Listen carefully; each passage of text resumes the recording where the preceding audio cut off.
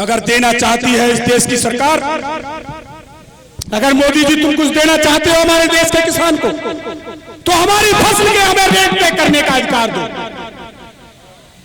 जैसे एक जूता बनाने की कंपनी को अपने रेट तय करने का अधिकार है, एक पेंशन बनाने वाली कंपनी को अपने रेट तय करने का अधिकार है, एक पंखा बनाने वाली कंपनी को अपने रेट तय करने का अधिकार है, एक घड़ी बनाने वाली कंपनी को अपने रेट तय करने का अधिकार है।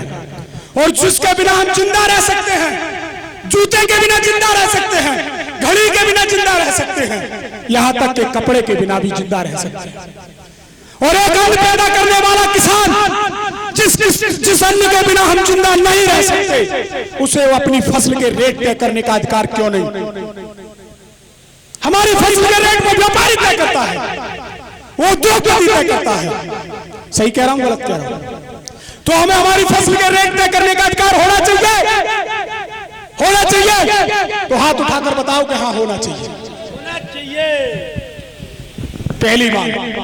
दूसरी मांग, जिस तरीके से इस देश में सारे आयोग बनाए गए हैं, जिस तरीके से इस देश में महिला आयोग, अल्पसंख्यक आयोग, पिछड़ा आयोग, तमाम आयोग बनाए गए हैं, तो इस देश की सरकार किसान आयोग बनाने में क्यों डरती है?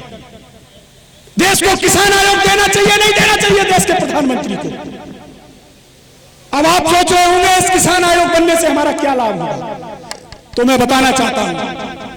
अभी हमने फसल की थी सरसों की, सरसों की करी, बात से पहले सिवाला करो। हमने सिवाला किया, सरसों की फसल की, और वो फसल मारी गई। हम किसान अपनी धी बेटी के कपड़े बेचकर, तोड़ियां गिरवी रखकर, व्यापारी से उधार लेकर उन्हें दूने दामों पर खेती की फसल बेचते हैं। और वह फसल जब मारी जाती है, जब वो फसल मारी जाती है, तो फिर घर पर चूल्हे पर आकर बैठकर अपनी पत्नी के साथ रोते हैं कि सुन्नइयों के हम तो मारे गए, अब कहां से बन गई अगली फसल। तो कभी कभी झुंझुलाहट में किसान अपने कपड़े पहनकर और सीधा व्यापारी की दुकान पर पहुंचता है और कहते हैं चौसा लाला कैसो पीस दो। वो लाला जिसने कभी खेत की मेड़ नहीं देगी, वो लाला जिसने कभी खेत की मेड़ नहीं देगी। और जो किसान आप लोग 70 साल का बुजुर्ग किसान जो खेत की मेड़ को देखकर बता देगा कि आज फसल बही जाएगी या नहीं, खेत में ओट है या नहीं। सही कह रहा हूं, गलत कह रहा हूं? उससे कहेगा अरे कि तुमने ओट नहीं देखी हो, तुम्हें ज्ञान नहीं आया, और वो लौटकर घर आ जाएगा और आंसुओं से अपने रह जाएगा। तो किसान आयोग जब हमारा होगा तो उस कंपनी के खिलाफ, उस बीज कंपनी के खिलाफ, उस खाद कंपनी के खिलाफ हमें मुकदमा लिखाने का पूरा अधिकार होगा और हमें सरकार मुआवजा भी देगी। तो किसान आयोग होना चाहिए या नहीं होना चाहिए? होना चाहिए। चौथी मांग, इस देश के अंदर, हमारे देश के अंदर कोई सरकारी कर्मचारी 18 वर्ष से लगता है और 60 वर्ष पर उसे रिटायरमेंट मिल जाता है, और रिटायरमेंट मिलने के बाद उसे पेंशन व्यवस्था होती है। और इस देश का किसान 5 साल से अपनी काम शुरू करता है और 90 साल तक देश के किसान को रिटायरमेंट नहीं मिलता है। मिलता है किसानों को रिटायरमेंट जब सब देश के किसान 5 साल की उम्र से मेहनत करता है और 60 वर्ष तक उसे रिटायरमेंट नहीं मिलता है। तो किसान को भी पेंशन व्यवस्था होनी चाहिए, होनी चाहिए नहीं होनी चाहिए? क्यों साहब, सही कह रहे हैं, गलत कह रहे हैं?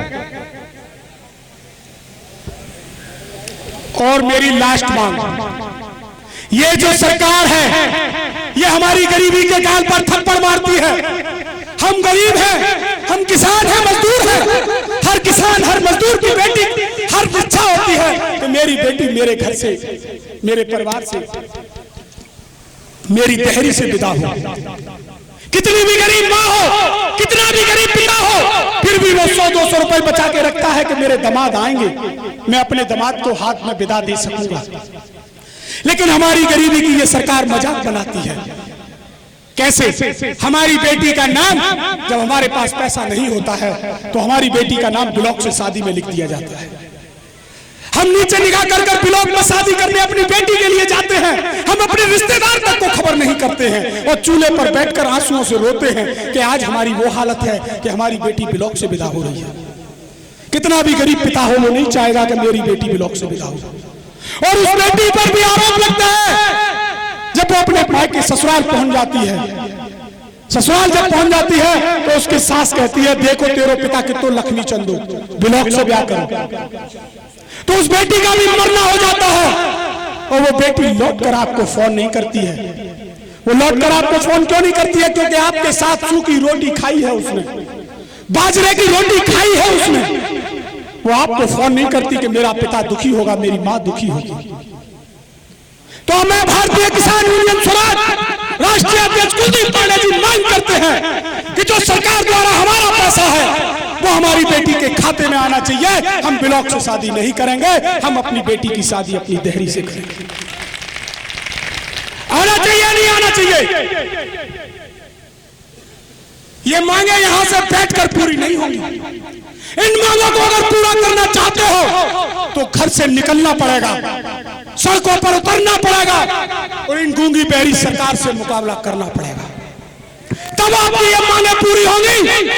जो लोग मेरे साथ चलना चाहते हैं, जो भारतीय किसान यूनियन स्वराज का डंडा बल्ला मजबूत करना चाहते हैं, वो हाथ उठाकर कहें, हाथ उठाकर कहें कि हाँ हम तैयार हैं।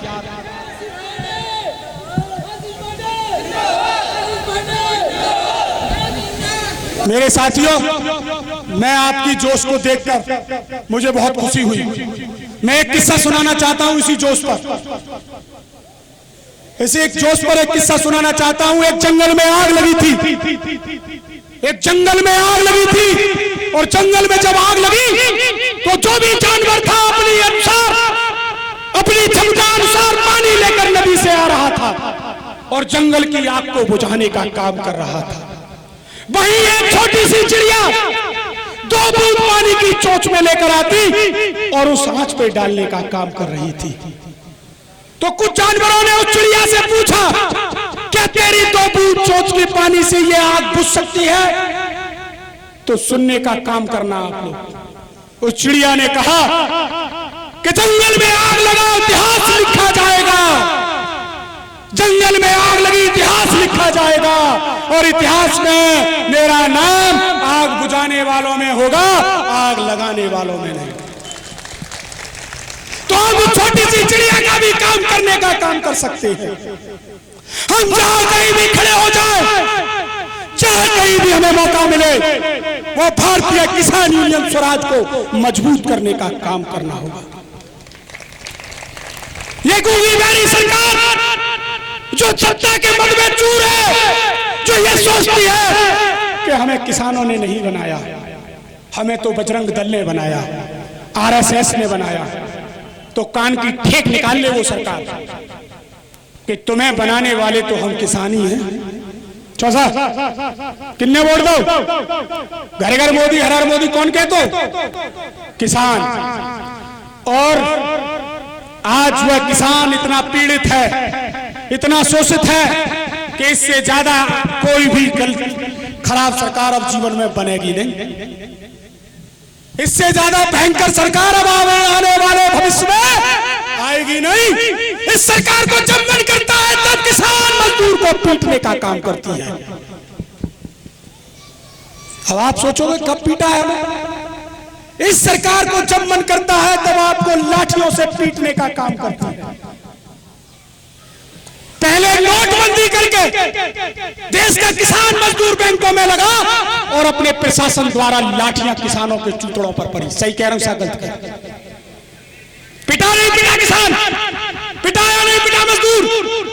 कोई उद्योगपति लाइन में लगा सा तो आपको पीटने का काम ये सरकार बार बार करती है।